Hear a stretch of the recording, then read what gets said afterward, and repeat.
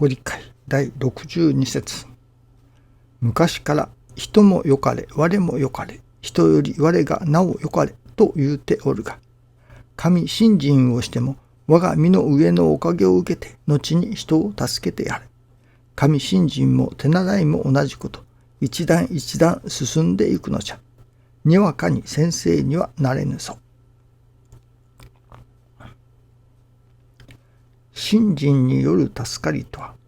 心安らぎ、心豊かになること。我が身の上のおかげを受けてということは、このようなおかげを言うのである。悲しみの中にも喜びの中にもこの喜びが湧いてくる。水は低きに火は上に、これは天地の道理である。道理に従うからその折々のリズムが生まれてくる。神の信用、神に用いられるの意もついてくる。神様に使ってもらわねば人は助からん。お役に立ちたいの一年が神様への情念と変わる。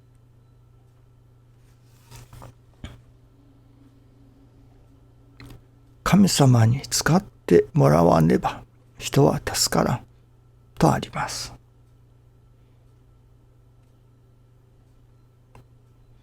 人が助かるということ、それはやはり神様から使うてもらう。神様からこの氏子はもう必要ないというのか、使いようがないと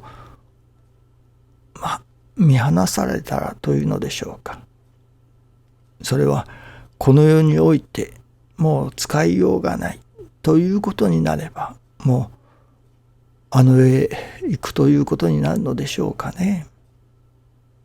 そればかりでもないとは思いますけれども、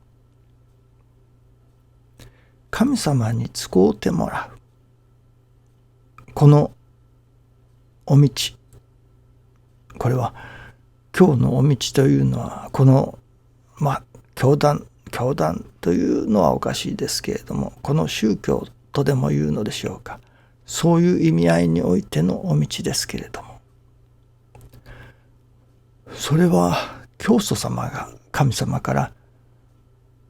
世間にいくらも難儀の人たちがおられる、それを取り次ぎ助けてやってくれと神様から願われた、頼まれた、その神様のお頼みを受けて取り次ぎ助けるというそのことに専念されるようになった。そこから始まると思うのですね。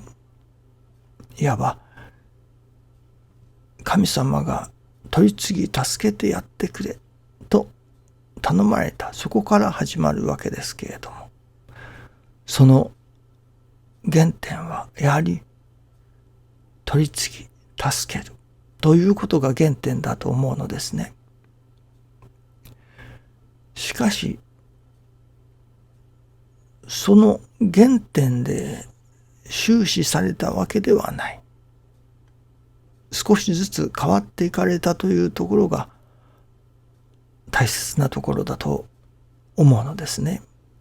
今日いただきますのは、なるほど、原点は神様が教祖様に取り次ぎ助けてやってくれとお頼みなされた。そこから始まる。けれども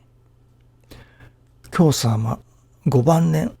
になって、もういわゆるその頼まれなさったその教祖様が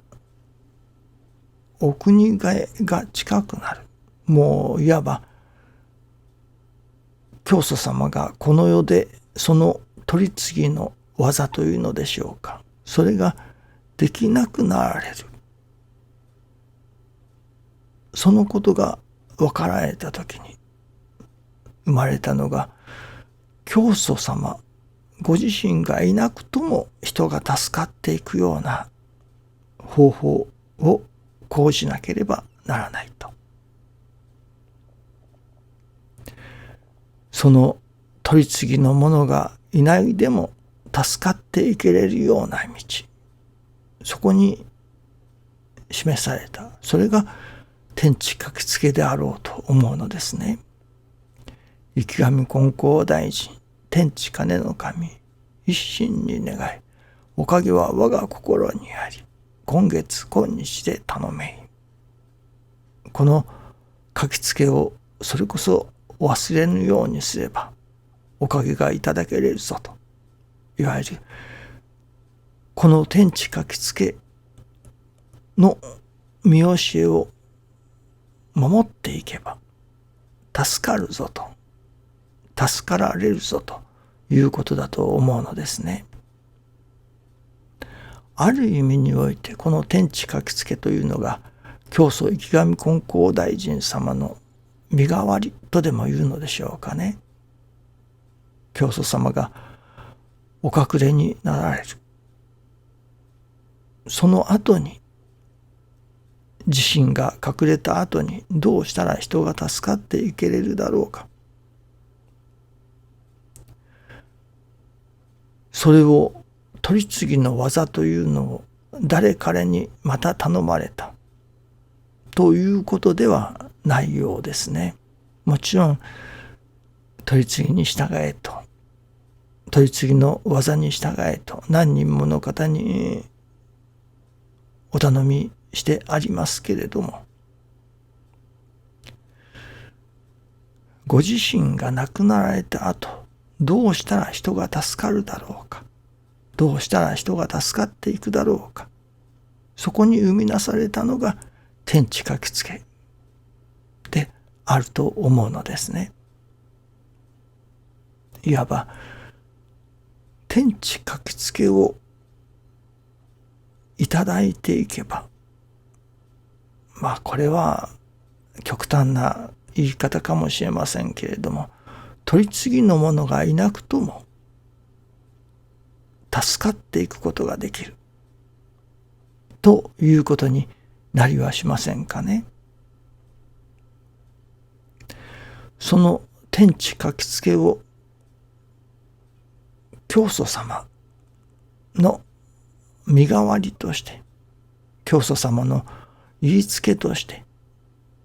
あるいは教祖様と神様との間に生み出されたものとして、その言いつけを守っていきさえすれば助かることができるということだということになりますね。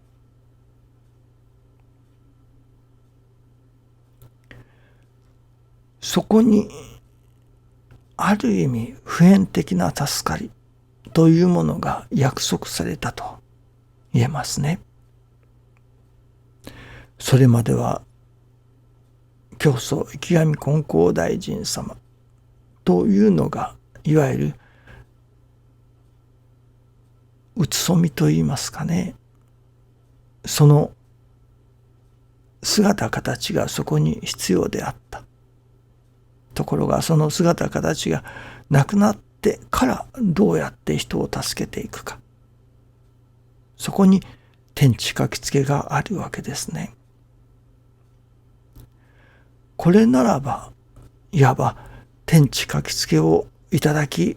報じていくものの上にはその助かりが得られるということになりますね。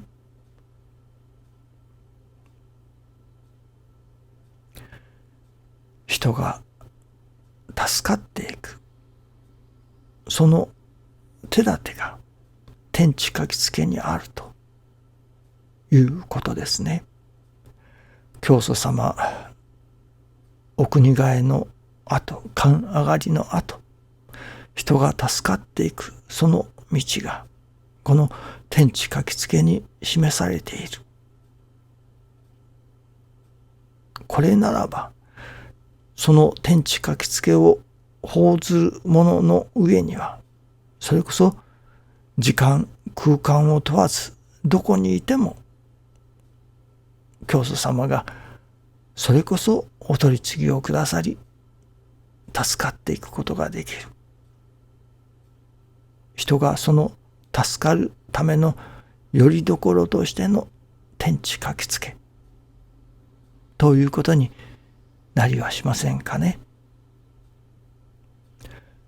どうぞよろしくお願いいたします。ありがとうございます。